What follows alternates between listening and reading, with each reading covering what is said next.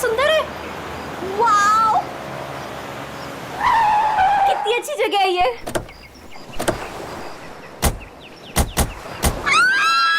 यहाँ मैं और आयशा रहेंगे। वाओ, थैंक्स करण। इतना तो मैं कर सकता हूँ ना तुम लोग के लिए। अब तुम्हें और आयशा को उस सड़े हॉस्टल में रहने की कोई जरूरत नहीं। बिल्कुल सही कहा करण। वैसे करण, मधु, मुझे लगता है ना कि जिस दिन तुम्हारी और मधु की शादी हो जाएगी ना, उस दिन तुम तो मधु को पूरा के पूरा मोहल्ला ही गिफ्ट में दे देने वाले हो।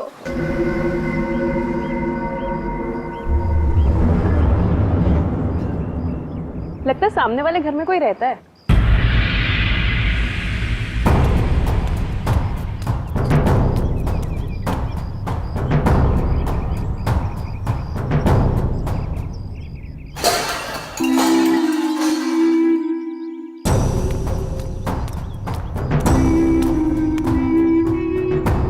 हाय, आई एम मधु। ये आयशा, हम आपके पड़ोसी हैं। हाय। और आप? मैं सामने के घर में रहता हूँ अपनी माँ के साथ। मेरा नाम विनय है और वो खाना अच्छा बनाती है। अब वो कौन? मेरी माँ खाना अच्छा बनाती है। तुम कौन हो? मैं करण हूँ, मधु का बॉयफ्रेंड। बॉयफ्रेंड गर्लफ्रेंड गलत बात है। नहीं, माँ ने कहा है बॉयफ्रेंड गर्लफ्रेंड, गलत बात है। विनय,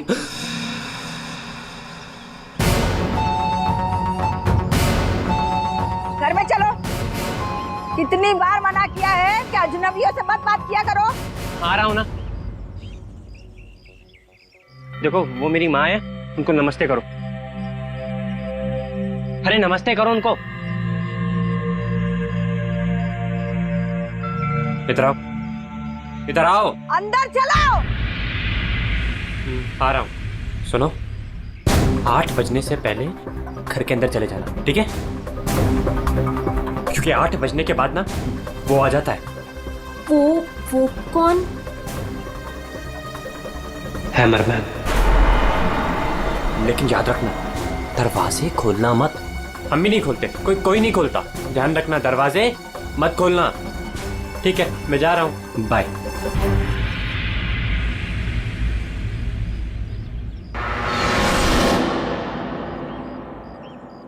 दिमाग खराब है इसका यार। इसकी माँ से बांध कर क्यों नहीं रखती है? क्योंकि उसकी माँ भी तो उसकी तरह अजीब ही है एक्चुअली। चलो सामान रखते हैं। यू आर ऑलराइट ना? या, आई एम फाइन।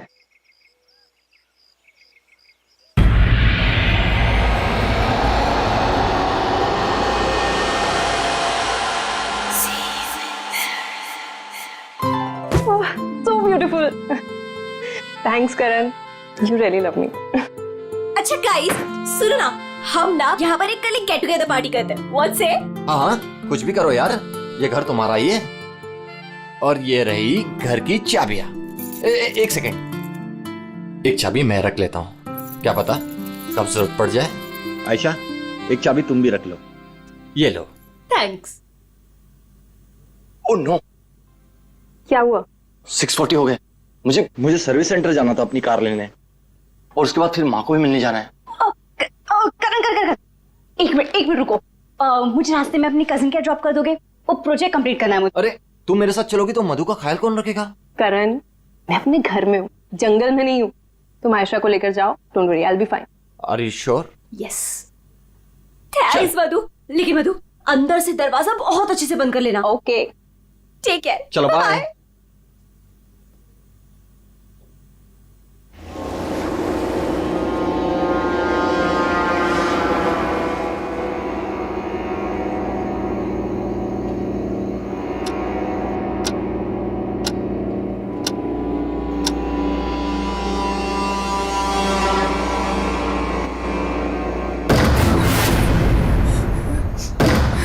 कौन है?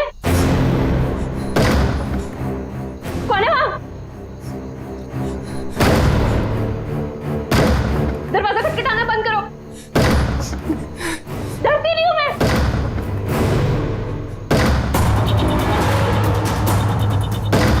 क्या करूं? करण को फोन कर।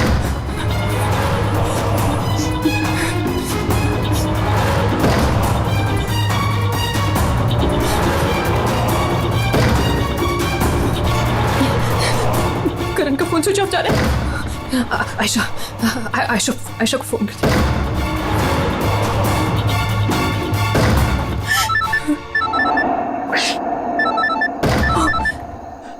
अब क्या करूं?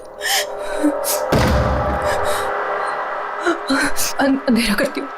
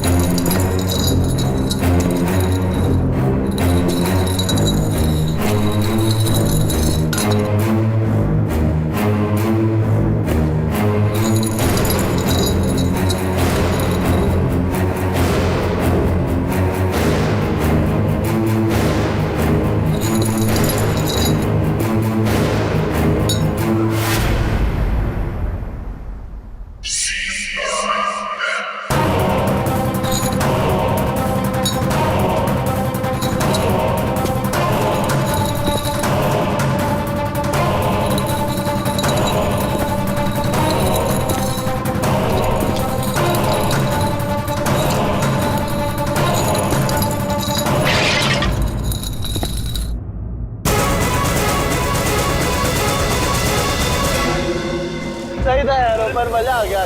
कल रात को तो क्या मस्ती मारी यार। अरे पूछो मत यार, मजा आ गया था बहुत। बस बस बस रोक दो भैया, रोक दो। Thank you. अरे मधु ना आज मेरी जान ही ले लेने वाली है। एक तो मैं अपना फोन भूल गई, रात को घर भी नहीं आई। लगता है आज तो वो मुझे ना पक्का इस घर से निकाल ही देने वाली है। अरे अगर वो तुझे घर से निकाल देगी तो हम तुझे घर के अंदर फिर से डाल देंगे। क्यों अभी? ओह मैडम, घर से तो तब निकलोगी जब घर के अंदर जाओगी। जाओ, डोरबेल बजाओ, मधु को लेके लंच पे जाना है, वीकेंड की प्लानिंग करनी है। गो फास्ट। जा रही हूँ। और जल्दी आओ।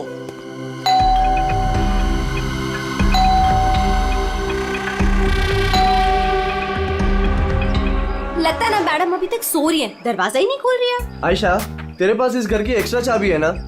हाँ है। तो उस चाबी का क्या अचार डालेगी? जब चाबी है तो गेट खोलना, डोरबेल क्यों बजा रही है? ओ हाँ, मैं भी ना खोल। पागल हूँ।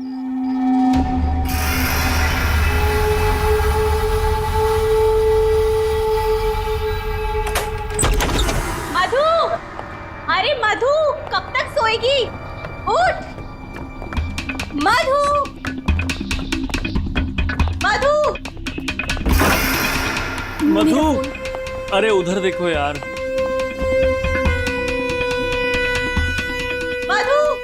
मधु बाथरूम में भी नहीं है। अरे वो तो बाहर भी नहीं है यार। यार ये मधु कहाँ चली गई है? मुझे बहुत टेंशन हो रही है। वो ठीक तो होगी ना? मधु, मधु, मधु, मधु,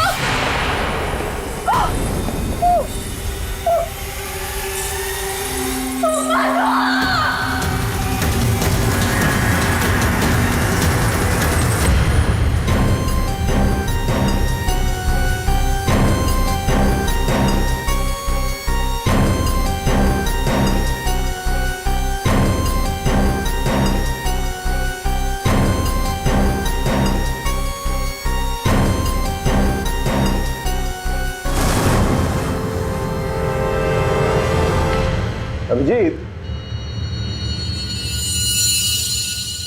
इस हथौड़े से जिस पर भी वार किया गया होगा ना, लगता नहीं वो जिंदा बचा होगा। सर मगर लाश कहाँ है? उन्हीं लाश ले गया और ये हैमर यहीं छोड़ गया। और हथौड़ा भी ऐसा जिस पर कहीं कोई फिंगरप्रिंट के निशान नहीं। और सर यहाँ पे तो कोई तोड़फोड़ भी नहीं मची हुई है, सब चीज अपने जगह पे। और दरवाजे का लॉक भी सही सलामत है, कोई फोर्स एंट्री नहीं है। और मधु के दोस्त भी बता रहे थे जब वो लोग अंदर आए तो ये दरवाजा खुला हुआ था। शायद खूनी के पास डुप्लीकेट चाबी होगी। दरवाजा खोल के अंदर आया, मधु के सिर पे हथौड़ा मारा और गायब। मगर यहाँ खून के छींटे भी नहीं दिख रहे। हथौड़ा मारा तो खून तो बहना चाहिए ना? शायद खून साफ कर दिया होगा। सिर्फ मधु ही यहाँ पे थी या कोई और भी था? नहीं सर, मधु इस घर में अकेली थी। इस घर की चाबी और किस किस के पास रहती है? सर ये सवाल आपको करण से पूछना चाहिए सर। क्यों? करण से ही क्यों? करण ने घर आयशा और मधु के लिए लिया था। तो सर एक चाबी करण के पास भी थी। मधु और आयशा के लिए करण ने घर लिया था, क्यों? मधु करण की गर्लफ्रेंड थी सर। कल रात आयशा तुम कहाँ थी? सर वो कल रात मैं अपने कजिन को मिलने गई थी, वापस आना था तो लगेज यही छोड़कर गई थी, पर लेट हो गया था, सोचा कॉल कर कर मधु को सब बता दूं, पर अपना फोन भी यही भूल गई थी सर। जरा इस करण का फोन नंबर देना।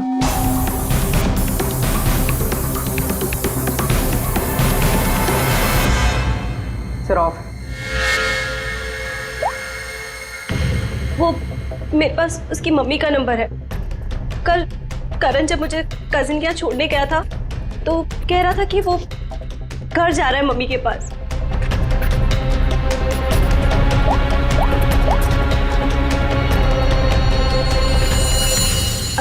हेलो आंटी, करण है? कल रात को आया था क्या वो?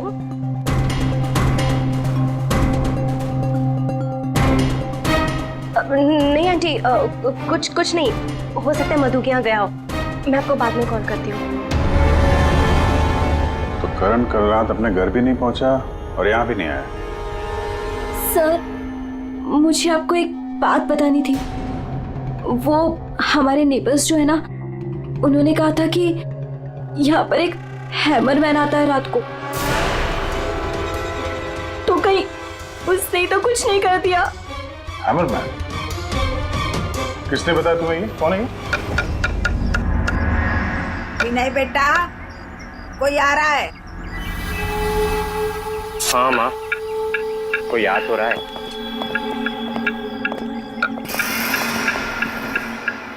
सब्जी काट रही है या लकड़ी काट रही है? काट वहाँ रही है, आवाज यहाँ तक आ रही है।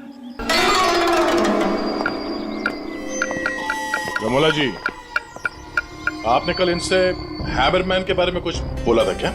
आप ऑफिसर है, उस घर में कुछ हुआ है क्या? जी हम लोग सीआईडी से हैं। उस घर में क्या हुआ ये बाद में बताएंगे। पहले आप लोग ये बताइए, हैमरमैन कौन है? क्या बता रखा है इन लोगों को आपने? नहीं, है वो सच में।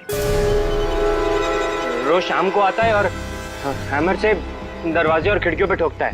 आप देखिए ना, वो उधर निशान बने। कल भी आया था रात को 8:30 बजे। सामने के घर में ठोक रहा था। इसीलिए मैंने पूछा कि उस घर में कुछ हुआ है क्या? आपने हैमरमैन को देखा है? देखा है। आपने हैमरमैन का चेहरा देखा? हाँ देखा है। कैसे दिखता है वो मास्क पहनता है। अच्छा, कल रात भी कुछ हुआ था? कुछ देखा है, सुना है आप लोगों ने? हाँ देखा था।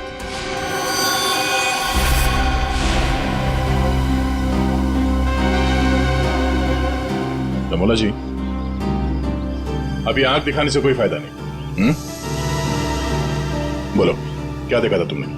कल रात 8:30 बजे मैंने खिड़की से देखा कि बस फिर मैंने नहीं देखा। माँ ने खिड़की बंद कर दी। एक आदमी और एक औरत। वो आदमी तो करण हो सकता है। और सर वो औरत? करण की कोई साथी? दोनों अंदर गए, मधु का खून किया और लाश लेके पीछे के रास्ते से निकल गए। एक बार पीछे की तरफ देख लेते हैं। आप लोग यहीं पे रुकिए। पूर्वी, इनसे हैमरमैन का स्केच बनवाओ। पीछे के दरवाजे से वही घुसेगा जिसे अपने पड़ोसियों की नजरों से बचना होगा। वो नहीं होगा जो मधु को लेकर निकल गया।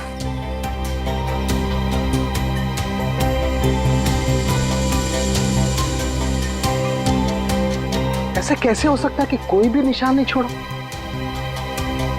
मधु को मार करके लेके गया तो भी कुछ ना कुछ तो छोड़ा होगा कोई।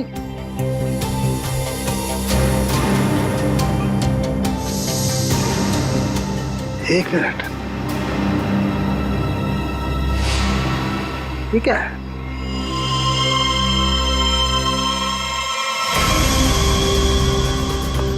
कुछ अलग से?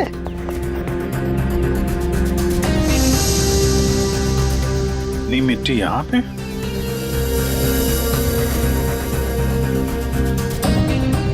लगता है किसी ने यहाँ पे पैर वैर धुले हैं, इसलिए मिट्टी यहाँ पे है।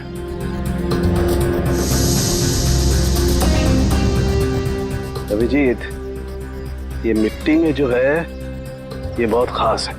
ये देखो, इस मिट्टी में एल्गी है। शैवाल? शैवाल एक तरीके की काई होती है, और ये काई यहाँ की मिट्टी में नहीं हो सकती। ये तो ऐसी मिट्टी में होगी जो पानी वाली जगह होगी, कोई तालाब, कोई झील, कुछ ऐसा। झील, तालाब? ये तालाब है जो मधु के घर से सबसे नजदीक।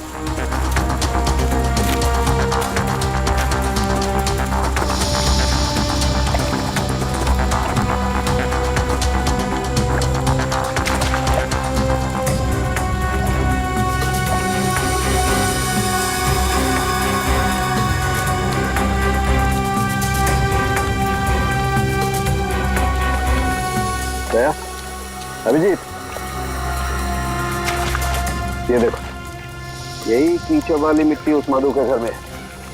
इसमें भी वही एल्गी है, वही काई।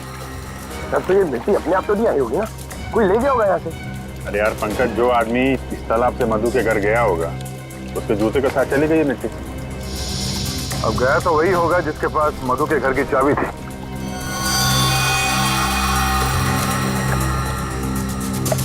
पर कौन गया होगा? अब चाहे वो हैमरमैन हो या फिर कोई और। हैमरमैन? ये हैमरमैन ने किया है क्या? वो काम तो उसी का ही लग रहा है। हाँ।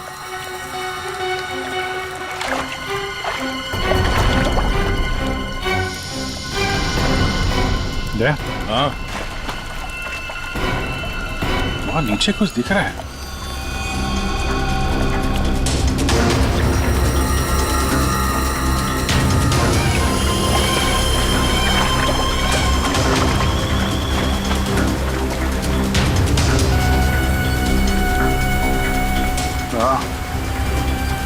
कुछ है तो सही वहां पर। डाइवर्स को बुलाते हैं और क्रेन भी।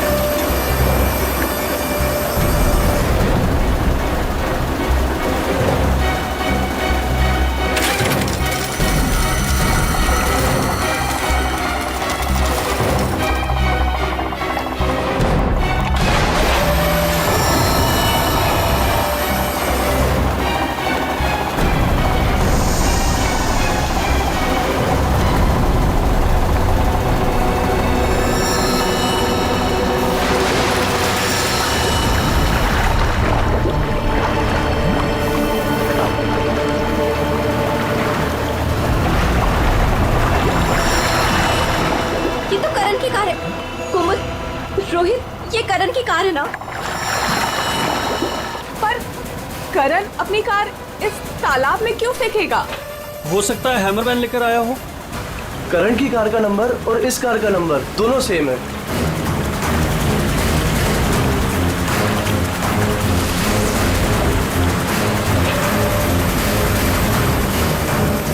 लेकिन ये कार यहाँ आई कैसे होगी? अब जाहिर सी बात है, करण की कार अपने आप इस झील में तो नहीं गई होगी।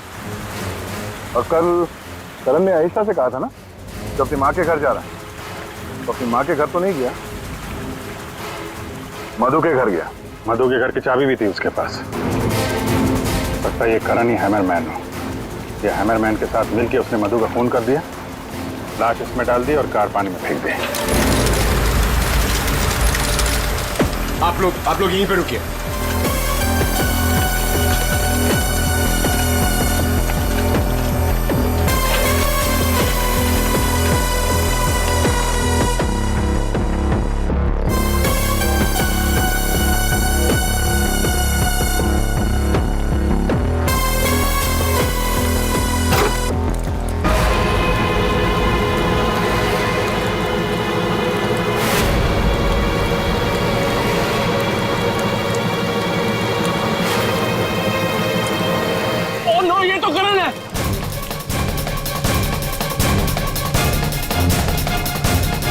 प्लीज आगे मत जाइए।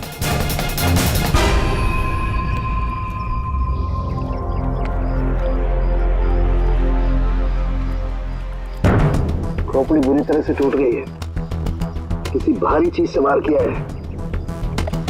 हथौड़े से ही मारा होगा, हैमरमैन ने मारा है। सर मतलब हैमरमैन ने करण को मारकर लाश गाड़ी में डाल दी और गाड़ी तालाब में फेंक दी।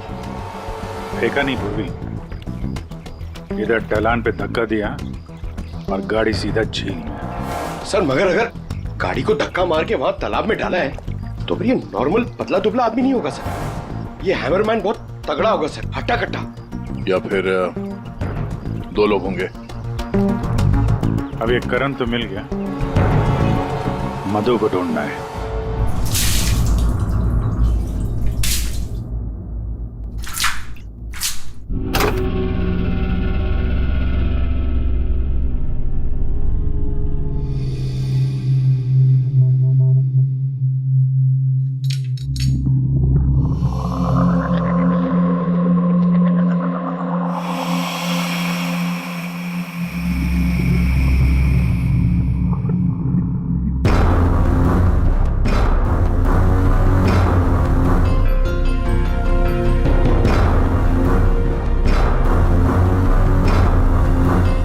कपड़े का टुकड़ा, इस कपड़े के टुकड़े का रंग करण के कपड़े के टुकड़े से तो मैच नहीं करता है, तो शायद ये खूनी का होगा। सर क्या बता रही? सर इस कपड़े के टुकड़े के अलावा और भी ऐसा कुछ है जो हमें बहुत कुछ बता सकता है। अंगूठी डायमंड की है, लगता है कार चलाते समय गियर बदलते वक्त गिर गई होगी।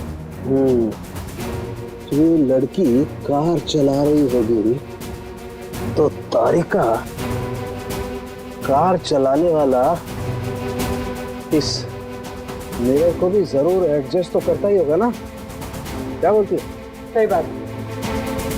तो फिर ये मिरर भी कुछ ना कुछ कहानी जरूर बताएगा।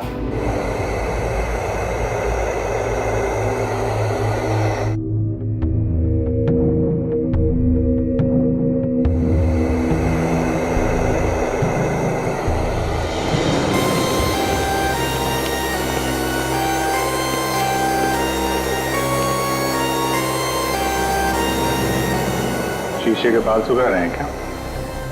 पूरा शीशा सुखा रहा हूं, जब ये सूख जाएगा ना बहुत कुछ बोलेगा, लेकिन फिलहाल ये करण ने और अंगूठी ने जो बोला है वो सुन लीजिए। इस हथौड़े पर जो खून लगा है ना, बस ये करण के खून से मैच होता है। मधु के घर में करण की ही हत्या हुई।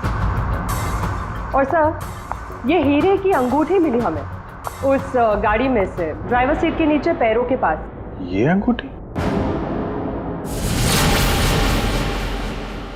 ये तो मधु की है। हाँ सर, हमने मधु के घर से उसके कुछ फोटोग्राफ्स लिए थे, उसमें मधु ने यही अंगूठी पहन रखी। इसका मतलब वो कार झील तक मधु चला कर लाई और इसीलिए वो अंगूठी कार में गिर गई। तो क्या करण का खून मधु ने किया? नहीं दिया, मुझे नहीं लगता। ये चक्कर कुछ और ही है। अगर ये अंगूठी मधु रेगुलरली पहना करती थी तो इतने आसानी से उंगलियों से निकलेगी ही नहीं ना, वो गिरेगी ही कैसे? वो तो जरूर वहां पर जानबूझकर डाली गई थी ताकि सारा शक मधु पर जाए और हम मधु के आसपास ही घूमते रहे। और सर मधु का भी अभी तक कुछ अता पता है नहीं। लो भाई, इस शीशे ने भी मुंह खोल दिया है। ये देखिए, इस पर बहुत सारी उंगलियों के निशान हैं। मधु यहाँ पर है नहीं, वरना उसकी उंगलियों से मैच करके दे। कोई बात नहीं सर, जब मधु मिल जाएगी तो मैच कर लेंगे।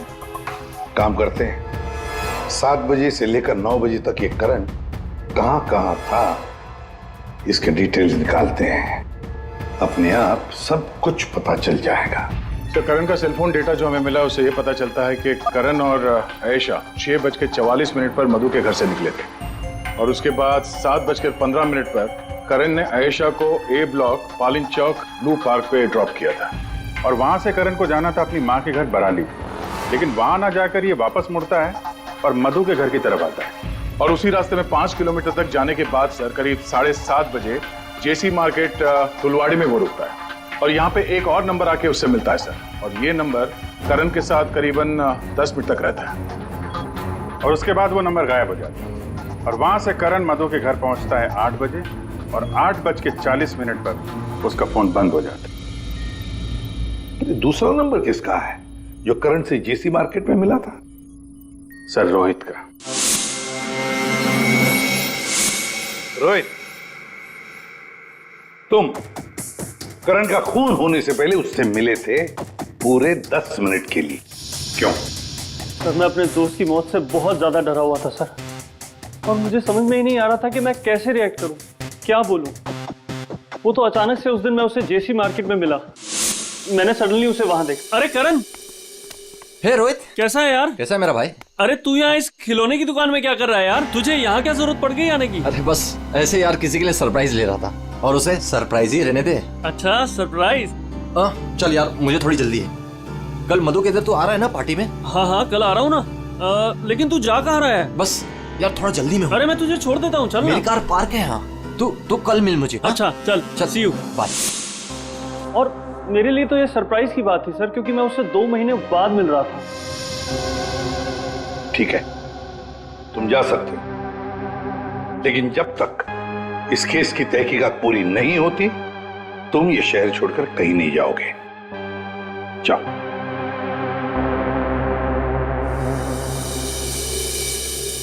बड़ी अजीब बात है, ये करण अपने मां से मिलने जाता है लेकिन वहां नहीं जाता, जाता है खिलौने की दुकान में। क्यों? और फिर क्या खरीदता है वहां पर? और किसके लिए? उसने वहां से जो कुछ भी खरीदा होगा वो लेकर वो सीधे मधु के घर गया। तो कहीं उसने वहां से ये मास्क तो नहीं लिया? और वहां से वो मधु के घर पहुंच गया जहां पे हैमरमैन उसका इंतजार कर रहा था, जिसने खून कर दिया उसका। अब ये तो कुमुद ही बता सकती है। कुमुद? सर आखिरी बार करण की बातचीत फोन पर कुमुद से हुई थी और विनय ने भी बताया था सर कि उस रात हैमरमैन के आने से पहले घर के बाहर उसने गाड़ी के हेडलाइट पे 2 लोगों को देखा था सर, एक लड़का और एक लड़की। और उस लड़की के हाथ में कुछ ऐसा था जो चमक रहा था। सर कुमुद के हाथ में भी एक ब्रेसलेट है, वही चमक रहा होगा। ये कुमुद और करण होंगे घर के बाहर।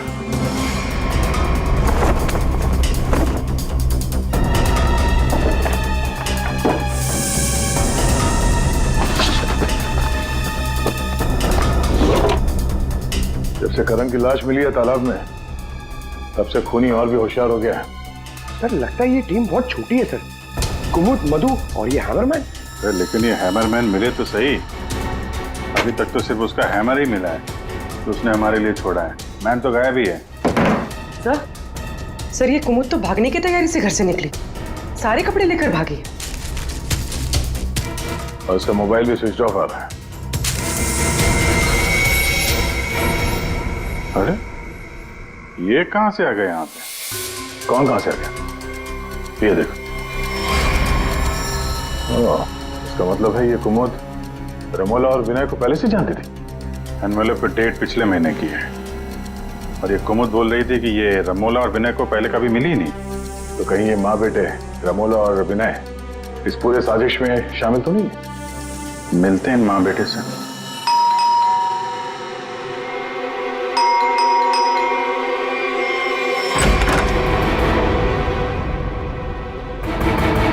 पूरी पंकज घर की तलाशी लो, देखो कोई है क्या अंदर।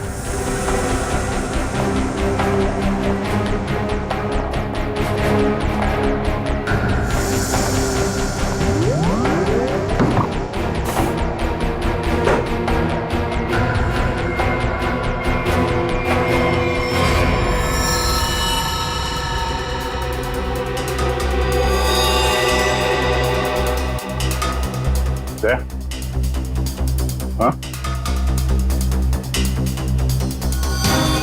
ये दीवार देखो यार,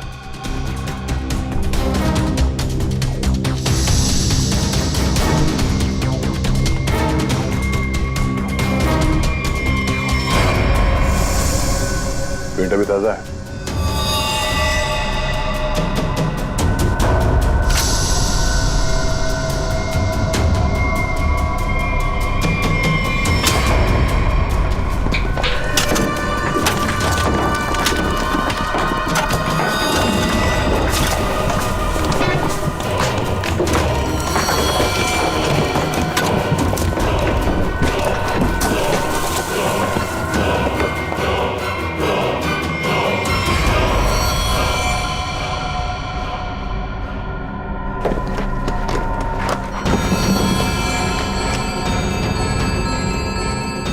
ये तो मधु है, मार के गाड़ दिया दीवार के अंदर, इसीलिए हमें ये कहीं मिल नहीं रही थी।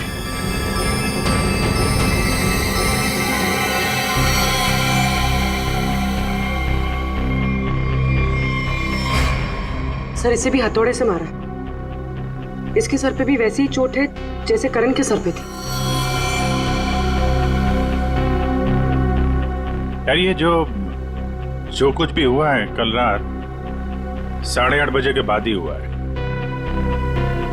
बारिश के दिनों में ये दीवार इतनी जल्दी सूख कैसे गई?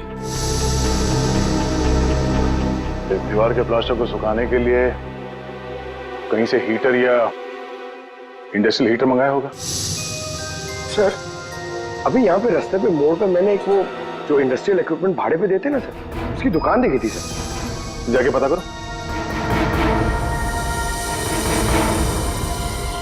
टोनी है बहुत चालाक, अच्छी प्लानिंग कर रखी थी। उसको मालूम था कि मधु यहाँ सामने वाले मकान में रहने आने वाली है। और यहाँ पे हैमरमैन होने का अफवाह फैला दिया ताकि शक उस पे नहीं हैमरमैन पे जाए। और तीनों फरार हैं, रमोला, विनय और कुमुद। सर मैंने इंडस्ट्रियल हीटर के सप्लायर के बारे में पता किया। इनको रमोला और विनो के बारे में पता है, इन्होंने ही सप्लाई किया था वो हीटर। अच्छा, अब जरा ये फोटो देखिए, यही माँ बेटे आए थे आपके पास? हाँ सर, ये तो मेरे बहुत पुराने ग्राहक हैं। पुराने ग्राहक? जी सर, वो मेरे पड़ोस वाली दुकान से नाटक का सामान लेते थे भाड़े पर। और सर ये कोई किराएदार नहीं है, ना ही माँ बेटे, एक नंबर के फ्रॉड हैं, फ्रॉड। अपने आप को एक्टर बताते हैं सर। आपको पता है ये दोनों कहाँ रहते हैं?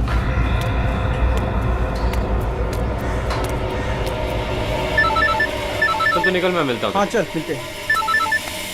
हेलो, मैं चंपा बोल रही हूँ, चाय पानी फिल्म से। हाँ जी बोलिए ना। आपकी एक्टिंग के इतने चर्चे सुने और आपका नंबर मुझे इतनी मुश्किल से मिला है। बस हमने डिसाइड कर लिया है, हम आपको अपनी अगली फिल्म में लॉन्च करेंगे। लॉन्च करेंगे मुझे? मतलब आखिर आपने मेरा टैलेंट पहचान ही लिया? हाँ, अब 1-2 दिन में शूटिंग शुरू हो जाएगी। बस एक प्रॉब्लम है, आपकी बड़ी बहन के कैरेक्टर के लिए कोई अच्छी एक्ट्रेस मिल नहीं रही। बस वो कंफर्म हो जाए तो हम शूटिंग शुरू कर देंगे। अच्छा बड़ी, अरे है ना, बड़ी बहन है। मैं आपकी प्रॉब्लम सॉल्व करता हूँ। अरे वाह, आपने तो मेरी टेंशन ही खत्म कर दी। आप अपनी गली के बाहर आ जाइए, मैं गली नंबर 7 पे खड़ी हूँ। अरे तेरी, अरे मौसी बाहर निकलो। क्या है? अरे बाहर निकलो। क्या हुआ? अरे अपनी किस्मत खुल गई, रोल मिला है अपने को। रोल? हाँ। कौन दे रहा है? कहाँ? अरे बाहर खड़े हैं ना गली के, तुम चलो मेरे साथ। चलो चल, चल, चल। चलो चलो।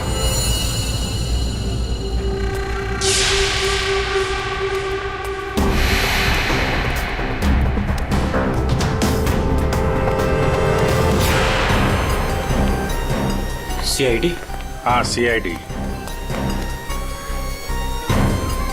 कहाँ जा रहा है? अच्छे मुजरिम का किरदार तो तुम लोगों ने निभा लिया, अब जरा एक अच्छे गवाह का किरदार भी निभाओ और ये बताओ कि कुमुद कहाँ है?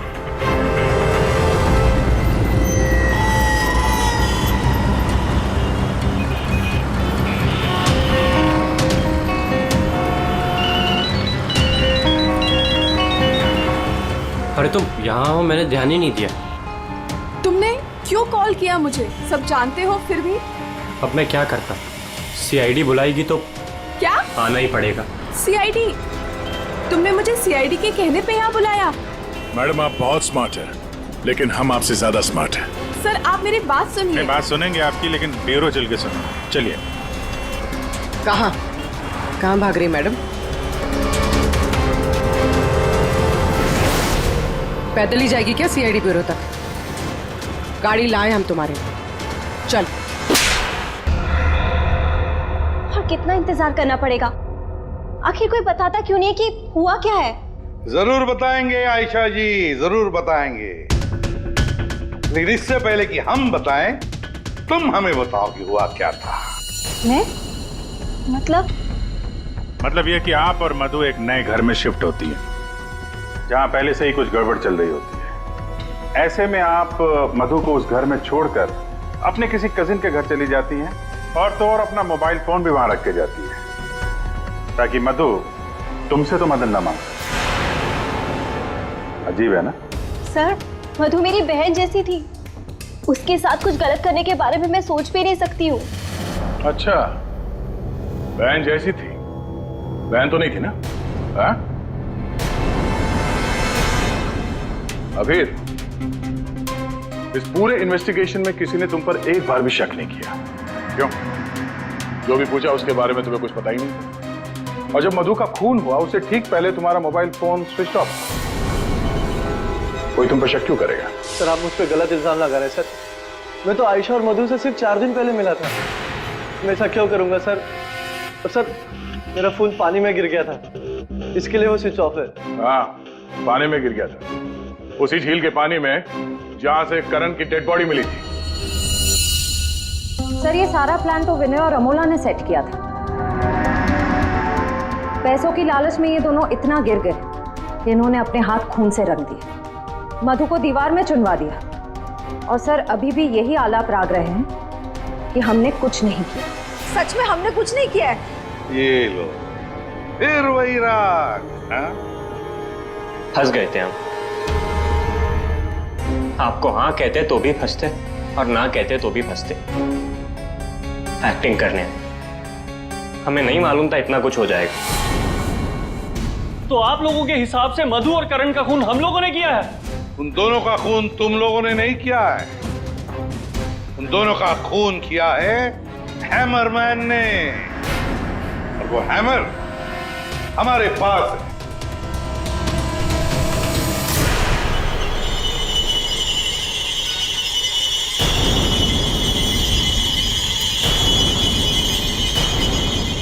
कुमुद, ये कहाँ थी? ये हैमर छुपाने गई थी, हमने ढूंढ निकाला, है ना? I'm sorry रोहित, मुझे माफ कर दो। तुमने मुझसे वादा किया था कि तुम मेरा नाम नहीं लोगे, मैं तुम्हें छोड़ूंगा।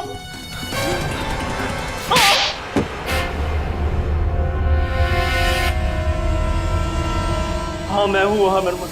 क्यों मारा तुमने उन दोनों को? वो दोनों तो तुम्हारे दोस्त थे ना? कोई दोस्त नहीं, कोई प्यार नहीं, वो दोनों धोखेबाज थे।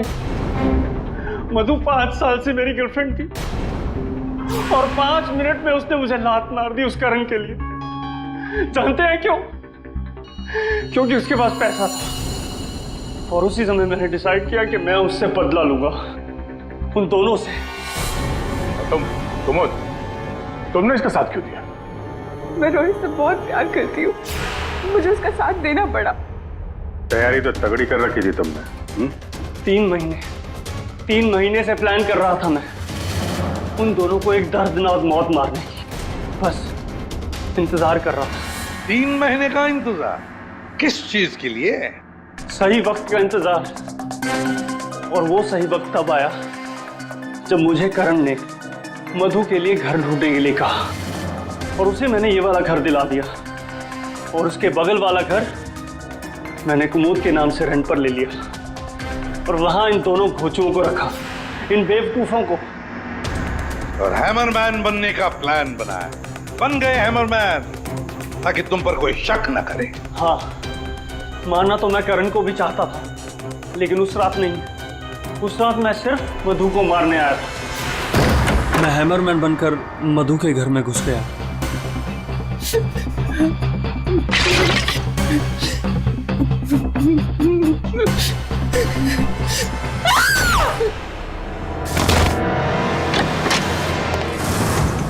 और मुझे इस बात का बिल्कुल भी अंदाजा नहीं था कि करण भी वहां पर आ जाएगा।